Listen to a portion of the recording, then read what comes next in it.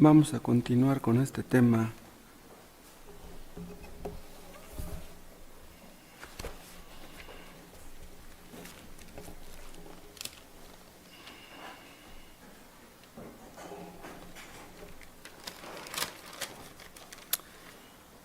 Hay personas que les inculcan a sus hijos buenos valores morales, aunque no sean cristianos, incluso ateos, que les inculcan a sus hijos el respeto a los mayores, que no tomen lo ajeno, que piden las cosas por favor, que no mientan. Está bien, ¿no?, que les inculquen esos valores a sus hijos. Pero luego sucede que esos hijos crecen y su parámetro de lo que es bueno y de lo que es malo es lo que sus padres les enseñaron. Entonces, si sus padres les dijeron no mientas, y ellos no mienten, ellos creen que están bien. Si no toman lo ajeno, como sus padres les inculcaron, creen que están bien. Entonces, ellos creen que quedar bien con sus padres es todo lo que se necesita. Pero la Biblia no enseña eso. La Biblia enseña que nuestro pecado, el pecado de nuestros hijos, es básicamente contra Dios. El rey David pecó, ¿se acuerdan ustedes? ¿Y qué dijo? Contra ti solo he pecado. ¿Acaso David no había pecado en contra de los hombres? Sí, había pecado en contra de Betsabé, en contra de Urías, en contra de muchos. Pero él dice, contra ti solo he pecado. O sea que para David lo más importante es que él había ofendido a un Dios santo. ¿Y se acuerdan del pródigo? Cuando volvió en sí, ¿qué le dijo a su papá? Dice, he pecado contra el cielo y contra ti. O sea, primero contra el cielo. O sea que el pródigo fue iluminado para entender eso. Lo que debe importarnos no es tanto lo que Dios piense acerca de lo que los hombres piensen acerca de nosotros, sino lo que Dios piensa. La opinión de Dios es la importante. Un joven cristiano no quiere quedar mal con sus padres, pero Dios está primero que sus padres. Hay iglesias donde programan a la gente o predisponen a la gente para cuidarse de los hermanos, para cuidarse del pastor. Entonces ellos están atentos que no los descubran los demás, pero no se cuidan de Dios. Nosotros debemos cuidarnos principalmente de Dios. Si ustedes se cuidan de Dios, ya la hicieron. Un marido cristiano se cuidará de hacer ciertas cosas para que su mujer no lo vea. No, un marido debe de poner sus ojos en Dios. ¿Qué tiene uno que andarse cuidando de la pareja? Los cristianos no queremos hacer nada que ofenda a Dios. Y si tú haces eso, ya la hiciste. Dios debe estar por encima de todas las personas. En el principio de este capítulo 4 que hemos estado estudiando de Santiago, habla de pleitos, habla de problemas con los hermanos, dificultades con las personas que nos rodean. Son pecados que cometemos en contra de las personas, en contra de nuestros seres queridos, en contra de los hermanos. Pero estos pecados que Santiago está mencionando son pecados que se cometen principalmente en contra de Dios. De ahí la importancia de este tema que estamos viendo. La mundanalidad obviamente no nos hace quedar mal con la gente, no nos hace quedar mal con el mundo, no. La mundanalidad nos hace quedar mal con Dios. De ahí el problema. Dios no ve, Dios no ve estos pecados, este problema como la gente. Debemos cuidarnos de Dios, no de la gente. Empezamos a ver algunos pasos hacia la reconciliación. O sea que si nos volvimos enemigos de Dios por nuestra mundanalidad, Santiago nos dice qué pasos debemos dar para acercarnos a Dios y ponernos en paz con Él. ¿Qué debemos hacer? Dice en el versículo 7, someteos pues a Dios. Esto es lo primero que debemos hacer, someternos a Dios. Y luego debemos resistir al diablo. Si nos sometemos en humildad a Dios y resistimos al diablo, ya estamos haciendo algo que es muy importante. Si no hay sumisión, si no hay humildad, no prosperaremos. Bueno, pudiéramos prosperar en lo material, pero ¿de qué serviría eso si no prosperamos en lo espiritual? Pero dice aquí en el versículo 6 que Él da mayor gracia. Entonces, esta mayor gracia la recibimos cuando nos sometemos y cuando resistimos al diablo.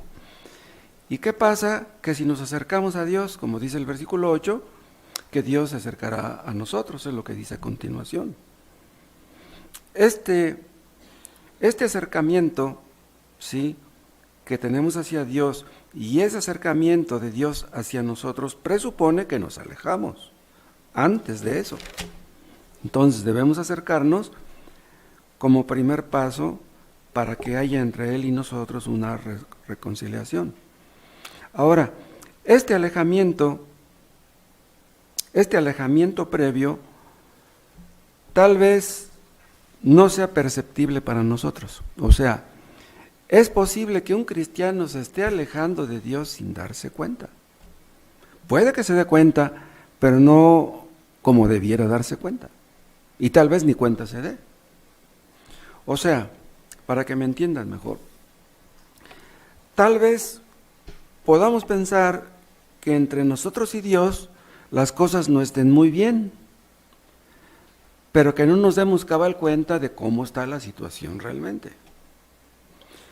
¿Cómo nos vamos a acercar a Dios si no estamos conscientes de que hay un distanciamiento entre Él y nosotros? No podríamos.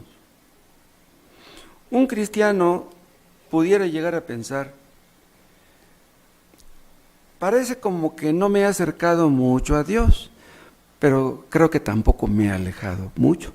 Entonces, creo que no estoy tan mal. Si no creemos estar muy mal, no daremos los pasos necesarios para acercarnos a Él y las bendiciones no vendrán, no llegarán. Un cristiano puede pensar, sí, pues, tal vez no estoy muy bien delante de Dios, pero tampoco creo que estoy tan mal. Yo les hablaba la semana pasada que debemos cultivar una cercanía con Dios, o sea, debemos hacer algo. ¿O será que nos da lo mismo si Dios está cerca o si está lejos? ¿Es lo mismo para nosotros? ¿Saben una cosa, hermanos? Estar cerca de Dios puede exigir mucho de nosotros. Seguirle de cerca puede parecer muy duro, eso. Puede parecernos más cómodo estar lejos de Dios que estar cerca. Acuérdense de Pedro cuando negó a Cristo. ¿Por qué le negó? Porque le seguía de lejos. ¿Se acuerdan?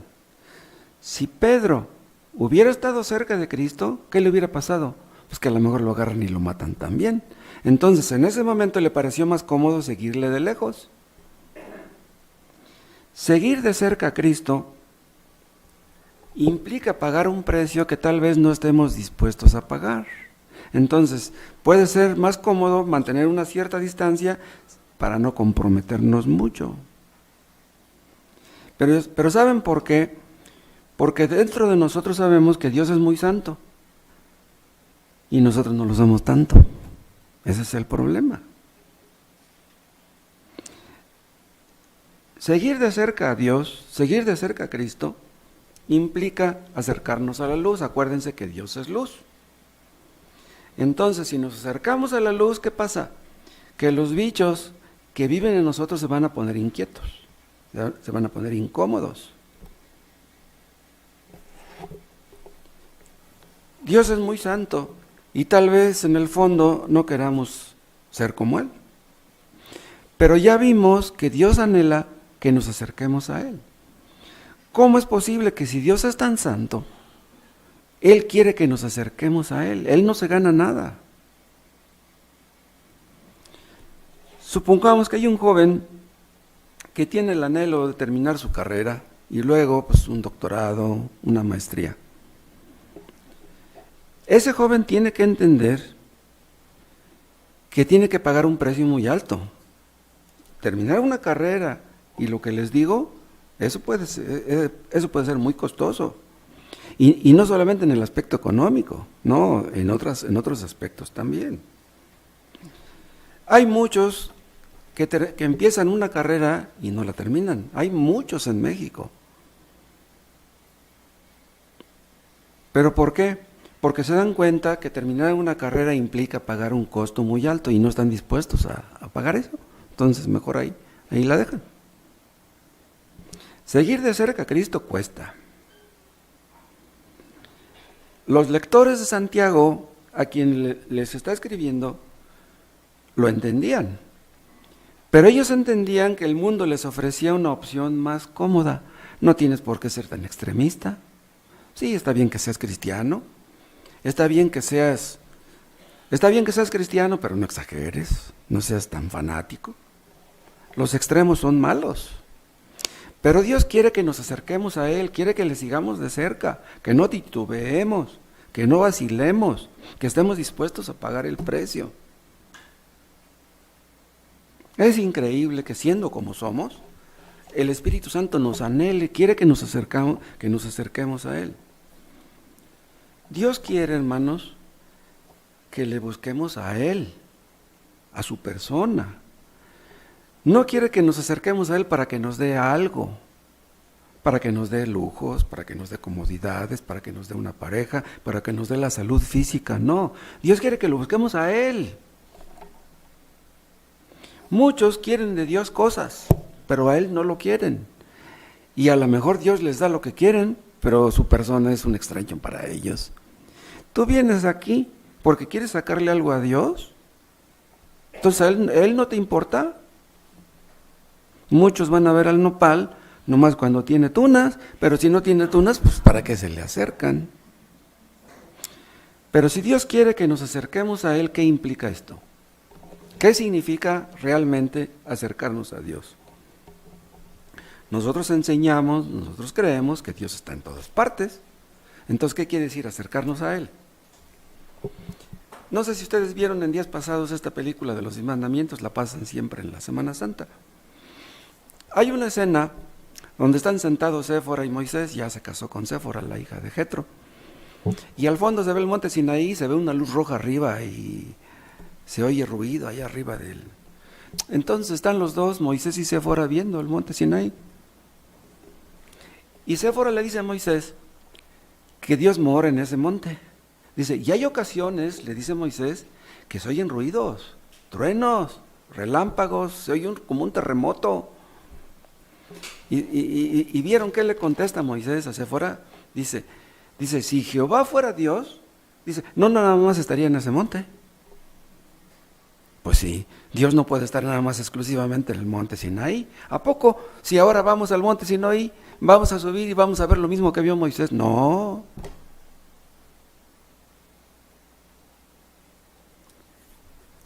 Aquellos truenos, aquellos relámpagos, aquel ruido que se oía, fue cuando Dios dio la ley, nada más. No era algo que ocurriera cada rato.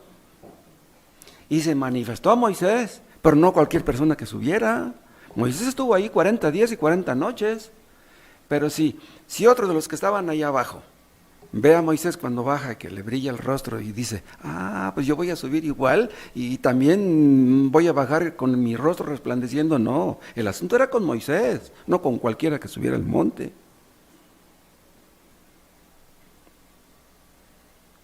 Entonces, ¿cómo nos vamos a acercar a Dios? Bueno, según las Escrituras hay dos formas básicas para que nos acerquemos a Él. Uno es a través de la lectura y otro a través de la oración. Pero una persona que no ama a Dios, oigan lo que les digo, una persona que no ama a Dios no puede hacer bien ninguna de estas dos cosas, ni orar ni leer. Nosotros tenemos en las Escrituras la mente de Dios, es lo que dice el apóstol Pablo en cierta parte. Nosotros tenemos la mente de Dios. Esto no quiere decir que nuestra mente sea la de Dios, no. Nosotros tenemos la mente de Dios, quiere decir, la tenemos aquí. O sea, ¿cómo es que tenemos aquí la mente de Dios? Que aquí podemos ver cómo piensa Él. Entonces, ¿quieren ustedes saber qué piensa Dios, qué planea hacer en un futuro? Lean. Aquí está lo que Él piensa hacer, la forma como Él piensa. Por ejemplo, si quieren ustedes saber qué piensa Dios acerca del pecado, pues lean nada más lo del diluvio. ¿Qué fue capaz de hacer Dios en el diluvio que mató a millones de personas por cómo piensa acerca del pecado? Lean lo que pasó con Sodoma y con Gomorra. Dios destruyó a 2 ciudades y a todos sus habitantes porque Dios aborrece el pecado. Lean de cómo tragó la tierra a Datán y a Abiram, de lo que le pasó a Usa, a los hijos de Aarón, etc. En la Biblia podemos ver cómo terminarán los hombres y las mujeres que no quieren arrepentirse de sus pecados. Pero si no nos interesa lo que Dios piensa, si no nos interesa la palabra de Dios, pues la vamos a menospreciar, la van a dejar ahí abandonada toda la semana y a lo mejor la traen nada más el puro domingo, pero entre semana no la leen. Pero hay inconversos que sí leen la Biblia,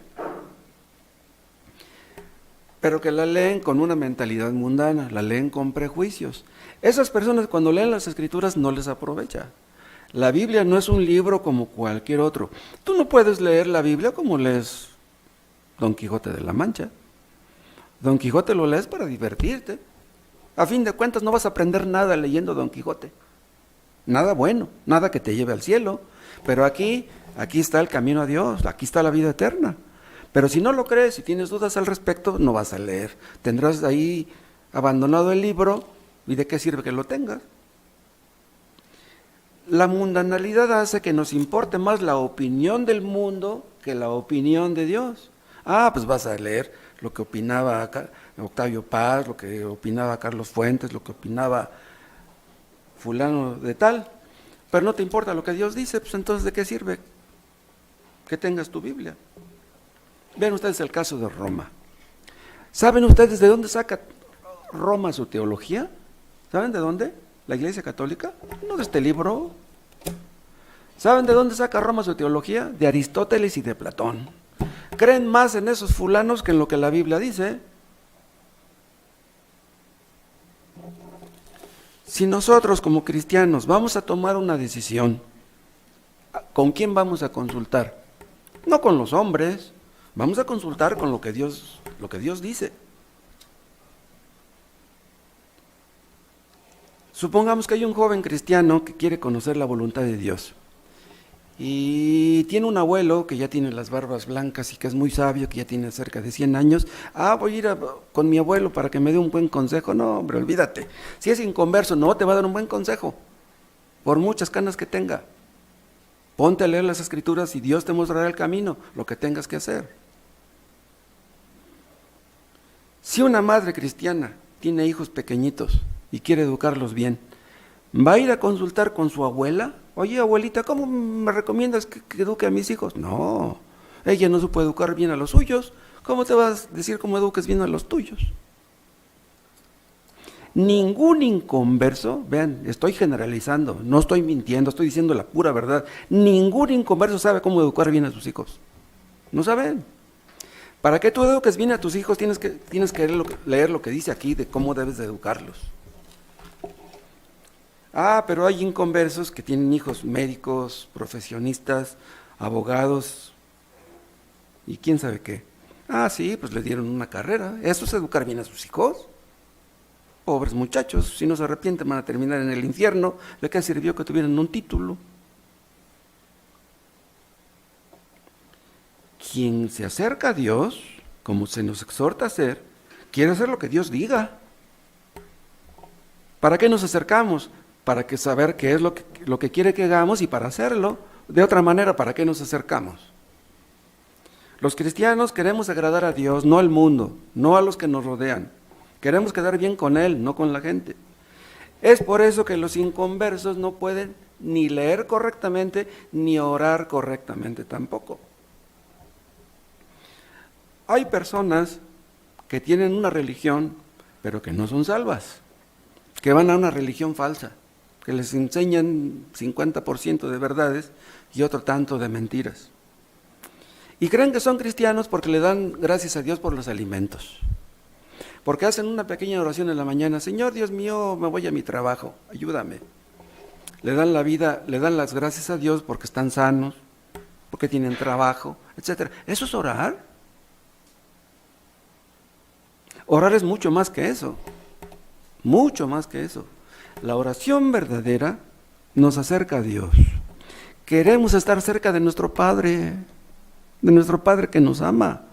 Pero no solamente queremos estar cerca de Él, que nos ama para que nos apapache, no, que nos diga lo que tenemos que hacer.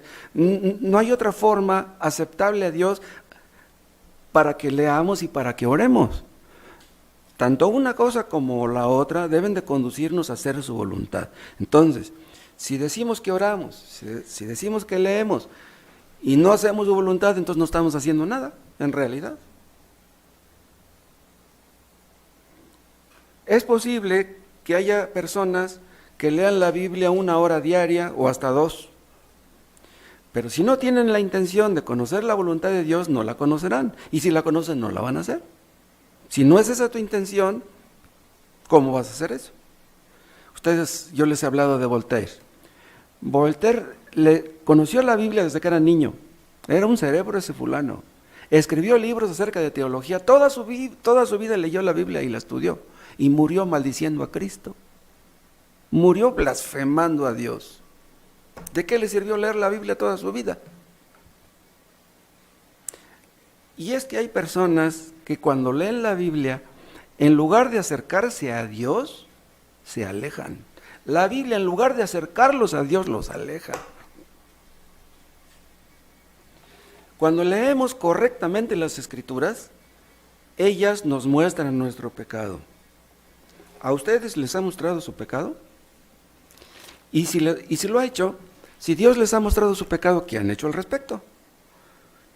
Porque se supone que venimos a escuchar la predicación para que Dios nos muestre nuestro pecado y nos bendiga capacitándonos para vencer en la lucha contra el pecado. Todos los creyentes estamos luchando diariamente con nuestro pecado, todos los días, desde que nos levantamos hasta la noche. Cuando oramos y leemos las Escrituras, tenemos una plática con Dios. Yo se los dije, creo el miércoles. Cuando leemos, Dios nos habla. Cuando oramos, nosotros le hablamos a Él. Y esta conversación que tenemos con Dios es muy real.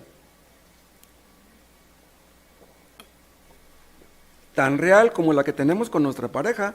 Y los inconversos no saben nada de eso. Un ateo le dijo a un cristiano que Dios no existía. Y le dijo al cristiano: ¿cómo es que Dios no existe? Dice: yo hablé con él en la mañana. Un inconverso está seguro que Dios no existe. Un creyente es todo lo contrario. Entonces, si has caído en la mundanalidad, si lees y no te aprovecha, si oras y sientes como que Dios no te escucha, tú estás en problemas. Debemos cerciorarnos de que Dios nos escucha, de que Dios nos contesta. Entonces, si no es así, ¿cómo va a crecer nuestra fe? Pero acuérdense también que no basta leer y orar, también es necesario meditar. Primero lo que hacemos es leer, después dedicamos un ratito a meditar en lo que leímos Y a través de la meditación se enciende nuestro corazón y es entonces cuando ya está calientito que ya podemos orar. Le abrimos nuestro corazón a Dios. La oración no puede surgir de un corazón frío o indiferente. Cuando leemos y entendemos que Dios es muy grande, nos vemos a nosotros mismos como muy insignificantes. Y decimos, ¿cómo es posible que un Dios tan grande pueda escuchar a un miserable como yo? Y vamos creciendo en esa convicción día con día. Pero si un inconverso lee la Biblia, ¿saben a qué puede conducirle el asunto? Supongamos que un inconverso lee 1 hora o 2 horas al día. Entonces puede pensar, ¿soy bueno? Pues estoy dedicando tanto tiempo a la lectura de las Escrituras, entonces soy una buena persona, yo no soy malo. Entonces quiere decir que la lectura, en lugar de hacerle bien, le está haciendo mal. En lugar de acercarle a Dios, le está alejando. Si ustedes leen deprisa las Escrituras y no meditan en ellas, su oración será del mismo tenor. ¿Me explico? O sea, si su lectura es superficial, su oración también va a ser superficial. O para que me entiendan mejor, será una oración que no surgirá del fondo de su corazón. Hablarán por hablar, no dirán nada que sientan realmente, y esas oraciones en realidad no son oraciones.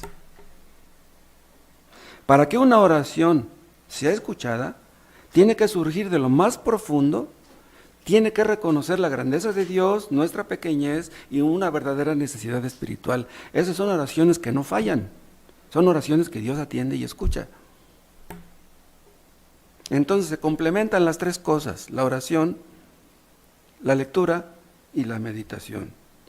No sirve de mucho solamente leer o solamente orar, se necesitan las 3 cosas. Y aquí me detengo para decirles que los cristianos que tienen 2 trabajos, que salen muy tempranito de su casa y llegan muy noche, la tienen difícil. Porque ellos, lo más seguro es que orarán superficialmente, leerán superficialmente y se van a ir rápido, corriendo a trabajar. Y van a llegar tarde, van a llegar muy cansados, las madres que tienen muchos hijos que atender, su marido que tienen que atender. Hubo madres puritanas que tuvieron 6 hijos, 8, 10 y los sacaron adelante a todos. O sea, cuando el cristiano de veras quiere orar, de veras quiere leer, le va a dedicar tiempo a eso. No, él va a buscar la forma, pero lo hará. Porque está consciente de la importancia del asunto. Ustedes saben que es posible que en un hogar convivan un marido y una mujer y que estén muy distanciados, que no haya verdadera comunicación entre ellos. ¿Qué tal? ¿Cómo pasaste la noche? No, pues bien. Buenos días, un beso. Pero no se profundiza en su comunicación. O sea, marido y mujer, aunque vivan en una misma casa, pueden ser como 2 extraños, que casi no se abren el corazón el uno al otro. El marido vive en su mundo y la mujer en el suyo. Es posible que un padre casi no tenga comunicación con sus hijos, viven en la misma casa, pero no profundizan. Si un esposo no dedica tiempo a comunicarse con su esposa, va a haber un alejamiento entre ellos, va a haber un distanciamiento que a nadie le conviene. Será importante, hermanos, que un esposo dedique tiempo a platicar con su esposa. ¿Será importante eso? ¿O con sus hijos? Un esposo, aunque ame a su esposa, puede ir descuidando ese acercamiento con ella, esa intimidad. Se van distanciando poco a poco y tal vez no se den cuenta. Y llegar al punto donde hay mucho distanciamiento, poca comunión entre ellos. ¿Será posible que nos hayamos distanciado de Dios, que nos hemos alejado de Él tanto y que no nos damos cuenta? Pues dice Dios, por medio de Santiago, que Él quiere que nos acerquemos a Él. Es posible que perdamos de vista que nos estamos alejando de Dios. Hermanos, ¿cuál es el mejor lugar donde podemos estar? ¿Saben cuál es el mejor lugar? Cerca de Dios. Si estamos cerca de Dios, hermanos, ya la hicimos. Que nuestro deseo de acercarnos a Dios vaya creciendo cada día. Y que podamos decir, como David en una parte, como el ciervo brama por las corrientes, así clama por ti, oh Dios, el alma mía. ¿Cómo clama el animalito cuando no encuentra agua? Pues empieza a bramar. ¿Dónde encuentro agua? Si no sentimos a Dios cerca, ¿qué haremos? Pues debemos clamar. Pero debemos hacerlo, yo les decía hace 8 días, voluntariamente. En otras palabras, Dios no nos va a traer en contra de nuestra voluntad. Dios no nos va a llevar hacia Él jalándonos de los cabellos. Dios quiere que nos acerquemos a Él por la buena, no por la mala. Dios no nos ve como si fuéramos robots. No, Dios trata con nosotros como si fuéramos personas inteligentes. Pero la promesa es, hermanos, que si nos acercamos a Él, Él se acercará a nosotros. Es lo que dice, ¿dónde? El 8. Acercaos a Dios y Él se acercará a vosotros. ¿No es eso lo que queremos, hermanos? ¿Que Él se acerque a nosotros? Vean, y esto se dirige a cristianos que ya se alejaron previamente. O sea, que aunque hemos sido infieles en acercarnos a Él, Él quiere que nos acerquemos a Él, está dispuesto a recibirnos de nuevo. Y escuchen, esto se aplica tanto a cristianos como a no cristianos. Me dirijo a los inconversos que están aquí. Aunque ustedes hayan sido ingratos, aunque ustedes nunca hayan creído en Dios, aunque ustedes hayan alejado de Dios y nunca hayan querido saber de Él, Dios está esperando que ustedes regresen a Él. Dios los recibirá con los brazos abiertos si ustedes se arrepienten de sus pecados. Es increíble. Yo le estaba diciendo en la mañana a Jesús, de acá que viene de San Mateo, lo que una vez nos contó esta Alicia, de una mujer dominicana de Santo Domingo, que se bautizó, se convirtió después de los 90 años. ¿Cómo es posible que una persona vivió en su mundo, en sus caminos, más de 90 años, y ya cerquita de la muerte se arrepiente de sus pecados y Dios lo recibe? ¡Wow! Es increíble eso. Pero así es, así está escrito. Vean el Salmo 145.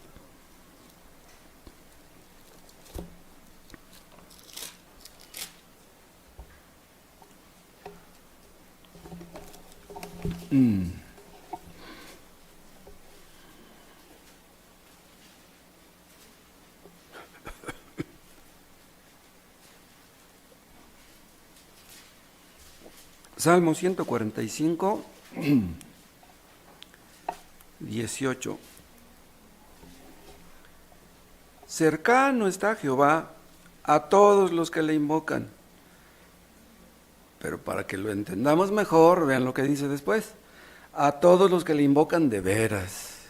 Ahora, ¿qué quiere decir invocar a Dios de veras? Implica dos cosas. Reconociendo sus promesas, creyendo en ellas, orando conforme a ellas, ¿sí? Y reconociendo la urgencia de nuestra necesidad. Si ustedes le invocan de esa manera, Él está cerca, Él los va a escuchar. Parecerá como que está muy lejos, pero no lo está. Si ustedes consideran que es prioritario que Dios los escuche, si ustedes realmente quieren obedecerle, si a ustedes les importa de todo corazón lo que le están pidiendo, ya la hicieron. Dios los escuchará. Si ustedes desean acercarse a Él sinceramente, ese deseo se verá cumplido. Ahora, nuestro texto nos habla de otro paso, aparte de los ya mencionados, para acercarnos a Dios. Y es el paso de la purificación. Está en el versículo 8, en la segunda parte. Lean todo el versículo. Acercaos a Dios y Él se acercará a vosotros. Y lo vean cómo nos dice. Pecadores, limpiad las manos. Y vosotros los de doble ánimo, ¿qué debemos hacer? Purificad vuestros corazones.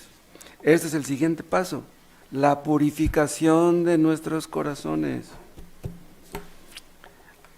Santiago les escribe a judíos. Los judíos entendían este lenguaje, porque ellos sabían que en el tabernáculo, en el templo de Salomón, se efectuaban esta clase de purificaciones. Si los judíos habían contaminado por diferentes motivos, ellos necesitaban purificarse. Quería Dios hacerles entender que nuestro transitar por el mundo nos ensucia.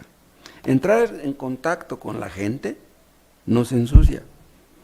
Es imposible, hermanos, cruzar por este mundo corrupto sin ensuciarnos. Es como un pintor que va a pintar una casa. ¿Es posible que pinte una casa sin pintarse? No, pues está en chino. Y vean, esta palabra que dice purificar es un imperativo. En otras palabras, es una orden. ¿Qué quiere decir esto? Que si me ensucio y no me purifico, voy a tener problemas, porque Dios me lo está ordenando. Y las órdenes de Dios no pueden ser menospreciadas. ¿Qué pasa si no nos purificamos? Bueno, una cosa que puede pasar es que nuestra visión espiritual se verá afectada. O sea, no vemos nuestro pecado, no vemos el de otros. O lo vemos y no reaccionamos como debiéramos. Entonces no podemos avanzar, no podemos progresar, no podemos crecer, no podemos madurar, no podemos ser útiles a nuestros semejantes. Estamos en problemas. La purificación verdadera involucra tanto lo externo como lo interno. Vean de nuevo, 8. Acercaos a Dios y Él se acercará a vosotros. Pecadores, limpiad las manos. Esto es lo externo. Y luego dice, y vosotros los de doble ánimo, purificad vuestros corazones. Aquí habla de lo interno. O sea, no basta lo externo. Los fariseos se conformaban con lo externo. Yo voy al culto, yo ya me aprendí el texto de memoria, yo ya di mi diezmo. O sea, ellos se preocupaban por lo externo, pero no se preocupaban por lo de dentro. Y Cristo les dice, ustedes lavan el plato nada más por fuera y no lo lavan por dentro. Si ustedes van a comer en un plato, ¿lo van a lavar nomás por fuera y no por dentro? No, pues ¿cómo? Lo más importante es por dentro. O sea, a Dios le importan las dos cosas, tanto lo externo como lo interno. Pero es posible que una persona se preocupe mucho por lo externo y no por lo interno. Vean cómo dice al final, y vosotros los de doble ánimo, purificad vuestros corazones. Entonces, una reforma puramente externa no basta. Debemos involucrar también lo interno. Y esto lo dice también David en el Salmo 24. Chequen esto.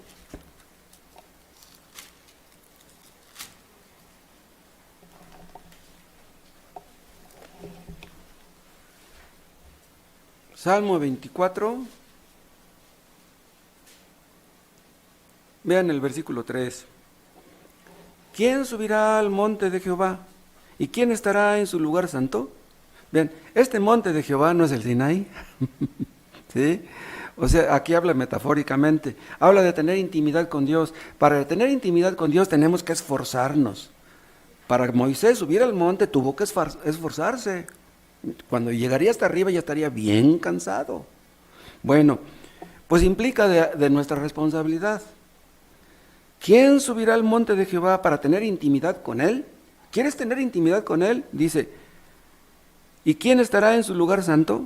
Dice, el limpio de manos y puro de corazón. Vean, aquí habla de las dos cosas. No te conformes nada más con lo externo, con lo de tus manos, con lo de tus obras externas. No, dice, el puro de corazón. Y luego agrega, el que no ha elevado su alma a cosas vanas, ni jurado con engaño. O sea, tienes que demostrar con tus frutos que realmente quieres tener intimidad con Dios. Apártate del pecado. ¿Quieres que Dios se acerque a ti?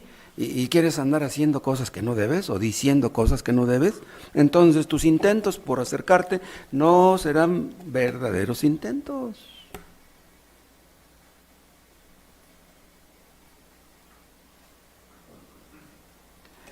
¿Y están todavía en el Salmo 24? ¿Qué es lo que buscan estos que se suben al monte de Jehová? Vean el versículo 6.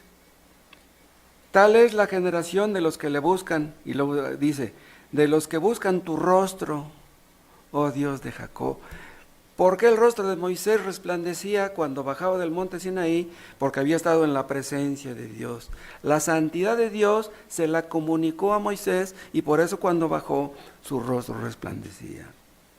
Pero vean, dice, de los que buscan su rostro, o sea, su cercanía. O sea, no basta con que tengas a Dios lejos, no, acércatele.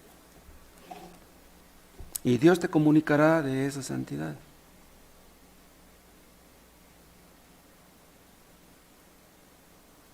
Que nuestros hechos sean santos, sí, pero también nuestras motivaciones internas. Vean ustedes en 2 de Corintios, en el capítulo 7.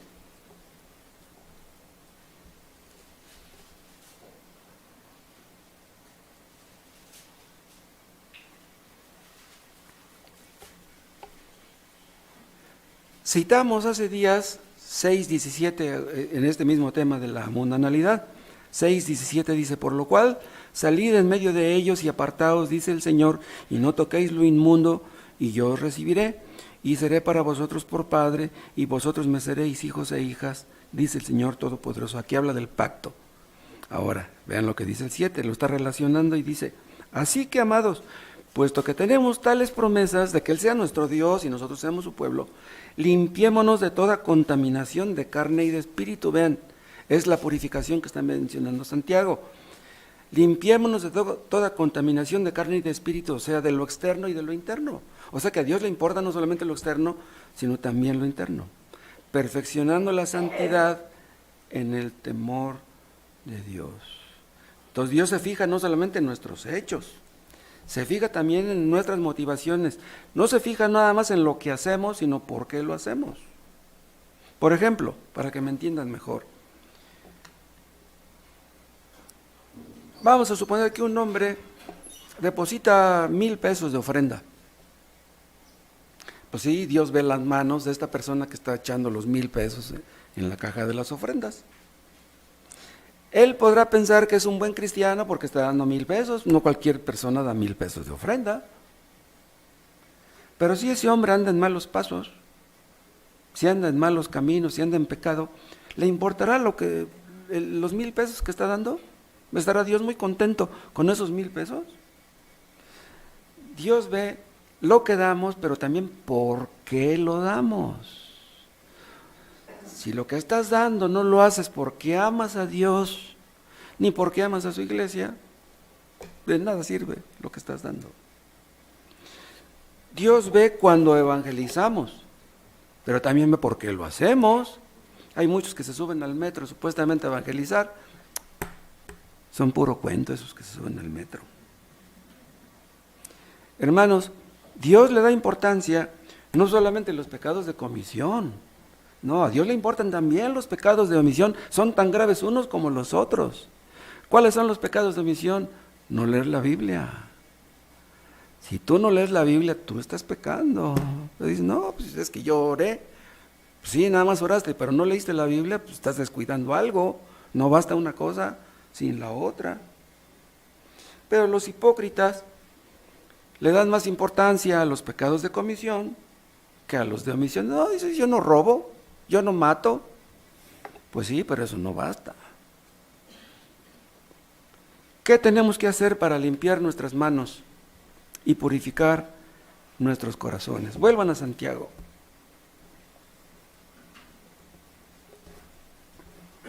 Ahora procede a decírnoslo.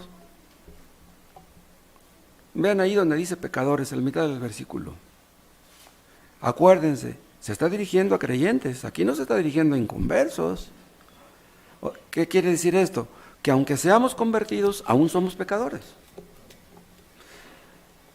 Pero no solamente les dice pecadores, más adelante les dice, y vosotros los de doble ánimo. ¿Quiénes son los de doble ánimo? ¿Saben quiénes? Los indecisos. Los que no se deciden ni por Dios ni por el diablo, ni por Dios ni por el mundo. Es como cuando Josué les dijo a los israelitas: ¿hasta cuándo claudicaréis entre dos pensamientos? ¿Se acuerdan? Dice: si Jehová es Dios, id en pos de él, y si Baal, pues, síganlo a él, pero decídanse de parte de quién están. En otras palabras, si tú dices ser cristiano, debes decidirte por Cristo y debes apartarte de todo aquello que impide tu intimidad con Dios, tu acercamiento a Dios. Pero vean otro siguiente paso que da después en el versículo 9: afligíos y lamentad y llorad. Vuestra risa se convierte en lloro y vuestro gozo en tristeza. Pero vean, esto parece contradecir lo que Pablo dice en Filipenses. ¿Qué dice Pablo ahí? Gozaos en el Señor, dice, siempre deben regocijarse. Entonces, ¿Santiago está contradiciendo a Pablo? No. Hay algunos que son medio melancólicos o pesimistas o no sé, que dicen que como Cristo, no hay ningún versículo que diga que Cristo se rió, porque no hay ningún versículo que diga que Cristo se rió. Hay uno que dice que Jesús lloró, pero no hay ninguno que diga que Jesús se rió. Entonces dice, como no hay ningún versículo que diga que Jesús se riera, nosotros no deberíamos reír, pero pues esa es una clara contradicción con lo que ya hemos visto. Hay muchos versículos que nos dicen que debemos estar contentos, gozosos, etc. Pero escuchen, este no es un fin en sí mismo. O sea, no debemos de perseguir el estar contentos y gozosos como un fin en sí mismo. ¿Por qué, hermanos? Nosotros creemos que la vida cristiana es algo muy serio. Y no vamos a andar, por lo tanto, buscando en el mundo alegría y entretenimiento. Un cristiano va a ir a ver a Jorge Falcón a contar chistes. ¿Cómo? No puede ser. Si un cristiano escucha que un fulano está contando un chiste grosero, ¿se va a reír de ese chiste que está contando ese fulano? ¿Cómo? Eso no puede ser. Un cristiano debe de conducirse con seriedad en el mundo. Incluso lo dice nuestro compromiso que firmamos con los que bautizamos aquí. Debemos vivir una vida de circunspección, de seriedad y de circunspección delante del mundo. Si nos acercamos, en cambio, si nos acercamos al mundo, ¿saben qué va a pasar? Que minimizaremos el pecado. Minimizaremos a esas personas que se burlan de los cristianos. O sea que ya no sabremos si somos de aquí o si somos de allá. No veremos el peligro en que se encuentran esas pobres personas, obviamente. ¿De qué se ríen los inconversos del pecado? Se burlan de lo santo. Los inconversos, los ateos, los paganos, nos ven a nosotros los cristianos como extremistas, como exagerados, como fanáticos, como tontos. Pero vean, los cristianos, aunque debemos ser alegres, aunque debemos estar contentos, como nos dice el apóstol Pablo, no podemos ser superficiales. En otras palabras, para que me entiendan mejor, los cristianos, como dice Salomón el sabio, hay tiempo de reír y hay tiempo de llorar. ¿Estaremos riéndonos cuando debiéramos estar llorando? No. Si debiéramos estar llorando, pues debemos estar llorando. Pero si nos hemos estado alejando de Dios y estamos fríos lejos de Él, no debemos estarnos riendo. Por eso dice aquí, dice Santiago, no, dice, ustedes deben de afligirse, dice, y lamentar y llorar. Vuestra risa se convierte en lloro y vuestro gozo en tristeza. Los mundanos, los que no conocen a Dios, reciben su rey el viernes o el sábado, o su quincena, como sea, y piensan, voy a disfrutar un rato, me voy a comprar mi botella, mis cervezas, voy a ir a una fiesta, voy a reír, a cantar, a bailar. Pobres, no saben la que les espera.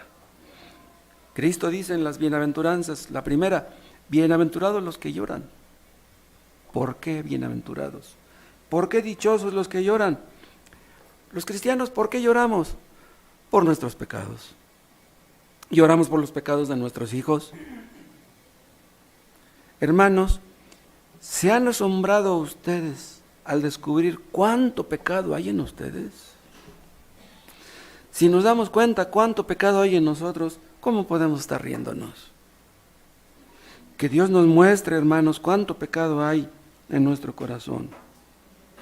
El apóstol Pablo amaba a Cristo, lo amaba mucho, con todo su corazón, y era un apóstol. Pero ¿qué dice en Romanos 7? Miserable hombre de mí. ¿Por qué se sentía miserable Pablo? Porque veía que había pecado en él. Si nosotros vemos que hay pecado en nosotros, tenemos que lamentarnos por eso. Para que podamos conocer el verdadero gozo, o sea, el gozo espiritual, primero debemos llorar. Debemos derramar lágrimas de verdadero arrepentimiento. Primero debemos sentirnos mal para luego poder sentirnos bien. Acuérdense que Pablo dice en 2 Corintios 7 que hay una tristeza según el mundo y hay una tristeza según Dios. La tristeza según el mundo, ¿por qué es? Pues porque no tengo trabajo. Pues porque no tengo dinero. Pues porque los demás no me quieren, no me apapachan, no me comprenden. Esa es una tristeza según el mundo. Es que soy un fracasado, soy un mediocre, los demás tienen y yo no sirvo para nada. Esa es tristeza según el mundo. La tristeza según Dios, ¿cuál es? Es la tristeza por nuestro pecado. Porque hay tantos que se pierden sin Cristo, porque nuestros hijos son inconversos y están en peligro. Debemos llorar por nuestros hijos. Santiago aquí no les está diciendo a sus lectores que lloren por los demás, no, les está diciendo que lloren por ellos mismos. Hermanos, ¿estamos riéndonos cuando debiéramos estar llorando?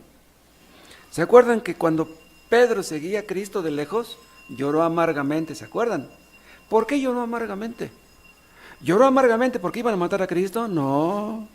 Lloró amargamente por su pecado, porque ahí se puso de manifiesto lo que había en su corazón. Vio pecado que nunca antes había visto. Hermanos, si hemos visto la negrura de nuestro propio corazón, que Dios nos dé lágrimas verdaderas por eso. Nosotros entendemos lo que Cristo pagó en la cruz por nuestra salvación, lo que costó nuestra salvación. Entonces, ¿nos vamos a acercar a las cosas que Dios aborrece? ¿Pecaremos y le ofenderemos? Los cristianos tenemos todos los motivos imaginables para obedecerle, para seguirle de cerca, para amarle, para hacer su voluntad. Pero hay veces que desgraciadamente parece que nuestro amor por Cristo fuera como odio. Hay veces que parece como que somos muy cristianos y hay veces que parece como si fuéramos muy paganos. Dios toma muy en serio nuestro acercamiento al mundo. ¿Y saben por qué lo toma muy en serio? Porque eso hace que nos alejemos de Él y eso no nos conviene. A Él le duele que nos alejemos de Él. ¿En qué puede topar si nos alejamos de Dios? Que vamos a acabar mal. Y Dios no quiere eso, que acabemos mal. Debe haber en nosotros un sincero reconocimiento de que nos hemos alejado de Él. Pero hay otro paso todavía. No he terminado, pero lo vamos a ver todavía más brevemente. Está en el versículo 10, dice, humillaos delante del Señor y Él os exaltará. Este es el paso de la humillación. ¿Qué quiere decir esto? Debemos reconocer, hermanos, que por nosotros mismos nada somos. Sin Él, nada bueno podemos hacer. Él es nuestro dueño. Cristo nos compró. Él es muy grande, nosotros muy pequeños. Que Dios nos ilumine, hermanos, para que entendamos cuán grande es Él. ¿Y saben por qué se los digo? Porque el pecado nos hace creer que valemos mucho. El pecado nos hace creer que somos importantes. Hermanos, el único importante es Él, Dios. Nosotros no. El pecado nos hace creer que podemos acercarnos al mundo sin mancharnos. No, se manchan los tontos, los inexpertos. los ignorantes, pero yo no me mancho. Eso no es posible. ¿Qué va a pasar si hacemos eso? Que Dios nos humillará. Dice aquí, humillaos delante del Señor y eso Él los exaltará. Pero si nosotros nos exaltamos, Él nos va a humillar. Y no nos va a gustar. Hermanos, que Dios nos dé lo que tenga que darnos. Que Dios nos ponga donde quiera ponernos. El asunto es que estemos cerca de Él, que Él esté contento de nosotros, que Él esté satisfecho. Hermanos, apartémonos de todo pecado. De todo pecado apartémonos. Que Dios no nos deje, que Dios no nos abandone. El pecado impide que Dios se acerque a nosotros. Ustedes que no se han acercado a Dios, háganlo ahora. No se queden con los brazos cruzados. Y si ustedes se acercan verdaderamente a Dios, Él se acercará a ustedes. Yo no sé si entre mis oyentes haya personas que antes sentían la presencia de Dios y ahora no. Antes sentían la presencia de Dios y ahora ya no. Sentían que Dios los escuchaba antes y ahora ya no. ¿Sienten ustedes como que Dios está enojado con ustedes? Leen la Biblia y sienten como que no entienden, como si no hubieran leído nada. Están en peligro. Acérquense a Dios. Lejos de Dios estamos en peligro. O nos humillamos o Él se encargará de hacerlo. Les invito a todos ustedes que no son convertidos a que lloren, pero no lloren porque no tengan dinero o trabajo o una pareja o salud. Lloren por sus pecados. Pídanle a Dios que les muestre sus pecados. Eso le pedimos a Dios por ustedes, que les muestre sus pecados para que se arrepientan. Porque si no les muestran sus pecados, ustedes no se van a arrepentir. Es posible que una persona lea la Biblia como Voltaire toda su vida y no pueda ver su pecado. Terminamos leyendo Lucas 6:25.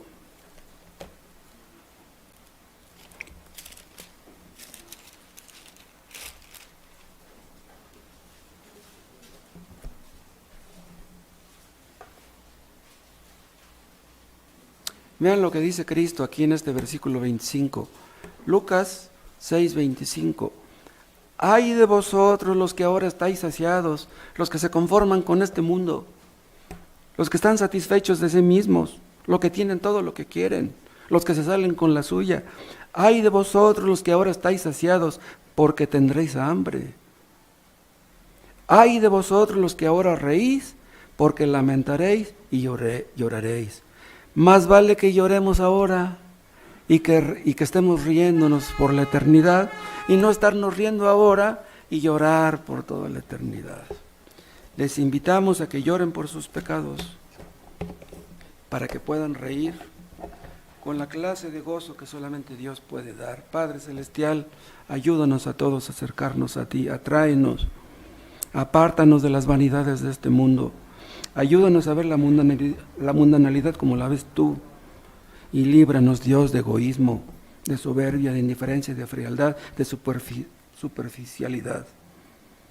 Danos un corazón para Cristo, para amarlo a Él, por encima de todas las cosas, más que a nuestra familia, más que a nuestros hijos, más que a nosotros mismos, más que a nuestra vida, que a nuestras posesiones.